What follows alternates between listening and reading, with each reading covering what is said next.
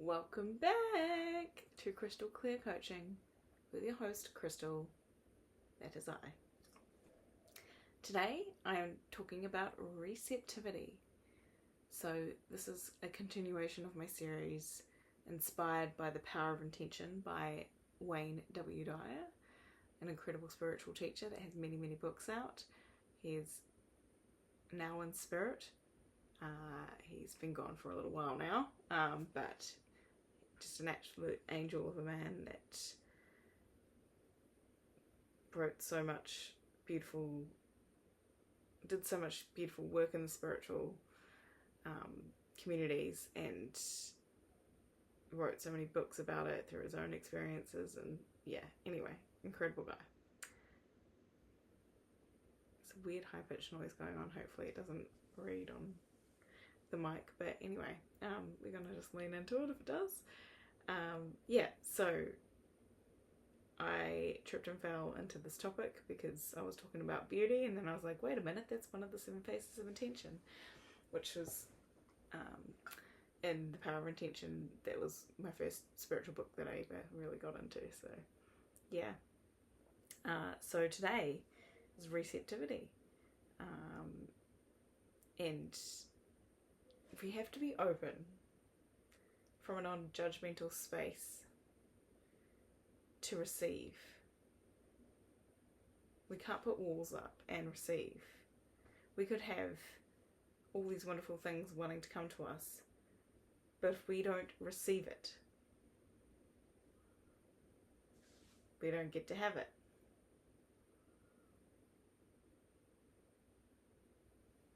Simple as that. So, I just wanted a little synopsis here. So, yeah, you have to choose to receive from an open, non-judgmental state that attracts ideal people and opportunities. It requires aligning with source energy, trusting the universe, and practicing patience to create allies rather than forcing outcomes through ego. So the ego, as Wayne Dyer says, he uses it as an acronym for edging God out. Now, I am not religious in any way, shape or form. I believe what he means by that, you can interpret God as,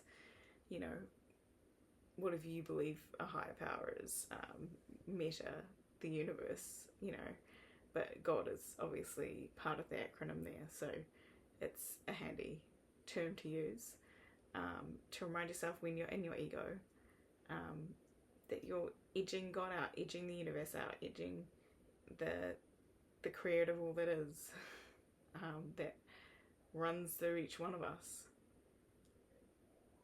You're edging them out whenever you're operating from ego. And look, hey, we all operate from ego, even if we think we're not. It's kind of almost ego telling us that, oh no, we don't operate from ego, so, it's okay. And sometimes your ego is there to make some things apparent for you that, if you take the time to look, you can be like, oh, yeah, I was totally operating from ego about that one thing, and I made it mean so much, or me not getting it so much, or me getting it means so much, and then I got it, maybe, and there was a new goalpost, and it didn't create the beautiful peace and lit up feeling that I thought it would, or or maybe it did for a little while and then it faded, and you're like, okay, what now? So it's good to check and notice when our ego is running the show, and she will sometimes. She'll be doing that. But yeah, if we can practice patience in those moments with ourselves where we notice we're triggered and our ego is coming up, honestly, our ego is just probably trying to keep us safe to a degree, and it's warped little perception from whatever experiences we've had in life that made it believe that it needs to do it in a certain way. And we get to be the ones that retrain ourselves to react differently if that so calls to us. You can also happily go through your life operating completely out of ego. Probably not going to feel so great, but hey, you want to do that, you do you. Like, go nuts.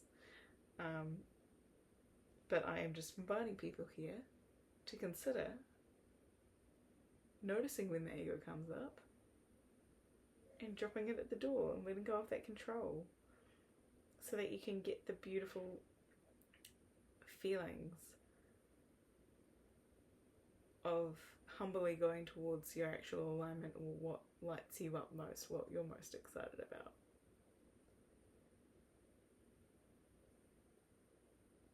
And you need to be receptive, like being receptive even to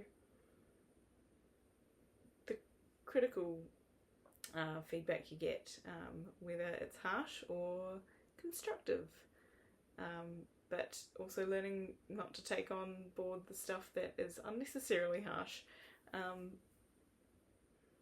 Like sometimes your ego will be wanting to prove to you how worthless it feels you are, which is actually your ego being right about being worthless. And so you might think you don't have much of an ego, but really your ego is constantly attempting to prove to you through its own skewed ways of thinking and being that you're not good enough, which is so insidious and so unnecessary. So you think, you talk about people with big egos, you assume they're going to be narcissistic and all out for themselves and unkind and insidious, but often people with big egos are actually just completely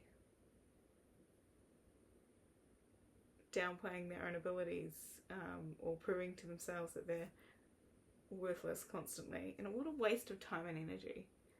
And you could use that to spiral upwards, lift yourself up, and hey, we all do it. We've all been in negative spirals before, let's be honest. But yeah, I may not say this in the moment of a complete and utter breakdown, or feeling like I'm near rock bottom, but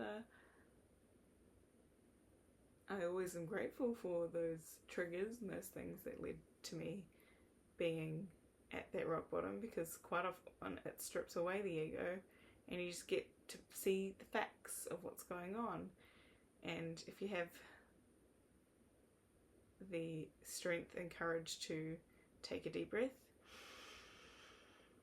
in that moment and exhale longer than you inhale, and notice where you were acting out of ego that was not actually serving your best and highest for what you want in your life, you can then choose differently.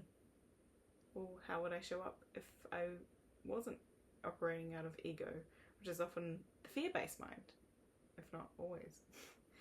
It's our fears speaking, but like with a big commando suit on saying, oh no, but I'm right, even if it's proving that you're worthless. Like, I'm going to be right. And, our subconscious will be like, oh, that's what you want? Okay, we'll look for more of that. Or reticular activating system in our brains will be like, hey, you're scanning for more of us being worthless. How can we prove this point to hyperstabilize this belief? And it's doing it out of love because it thinks it's going to help you survive in some weird, twisted, warped way through helping you prove this. But do you want to prove something like that to yourself, or do you want to start a new story? Look for some positive stuff that's going to lift you up, and open yourself from a non-judgmental space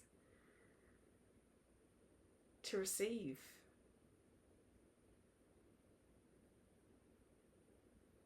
what it is you need to receive, the energy you need to receive to step forward into what you truly want. It might be that there's someone close to you that has been trying to help you, give you something for years to help with what they know you really want to do because they love and care for you. But you're like, oh no, I couldn't ask that of them. I couldn't do that. I couldn't ask that of them. And so you keep blocking them and blocking them and blocking them. It's probably very frustrating for the person that loves you, that wants to see you succeed, and you just keep blocking.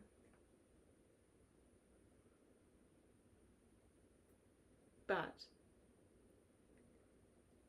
what if you just notice next time somebody's trying to give you something, whether it's a compliment on your outfit or some way you handled a customer really well or your situation really well, can you just receive it? Say, instead of being like, oh my outfit's not that good, can you just say thank you? Receive it with gratitude, and not have your little ego saying, oh yeah, but I didn't do XYZ, or it's not perfect.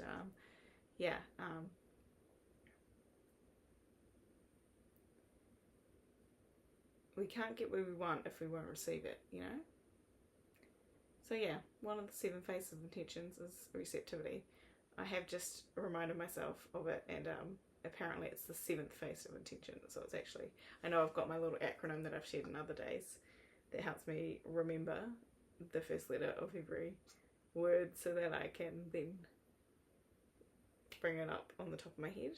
But yeah, it does sound like there was actually an order. It's just been so long since I've read the book, like a physical copy, that I don't know. I don't know how to say the order. I don't think it's too important. But the point is choosing to see things through a lens of being receptive.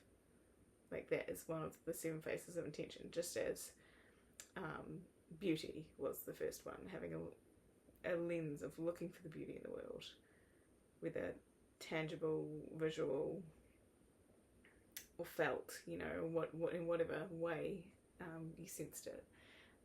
And then creativity, having that creativity lens, having that lens of love, to choose to see the world through a lens of love, through a lens of expansion. How can you keep choosing growth? How can we keep choosing growth? Abundance. How do we notice if we're not choosing abundance, and then choose abundance?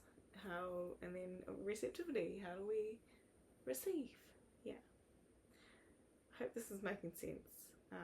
I'm by no means teaching a textbook class of a well-studied, noted up copy of The Power of Intention. I'm just touching on the idea of them because I think they are wonderful. It's good to have a reminder as to good ways to see the world and how you want to show up for your life, and how you might open up to receiving that. Because we gotta stay open to get what we want.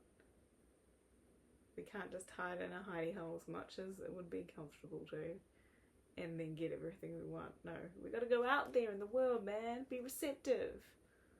Be receptive to doing something differently, going to like a class that you were interested in so you could meet more people, or make connections that might be important, or learn a skill that you've always wanted to learn.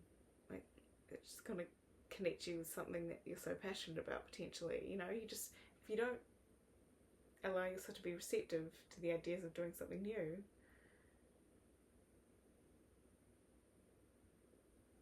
you ain't gonna grow.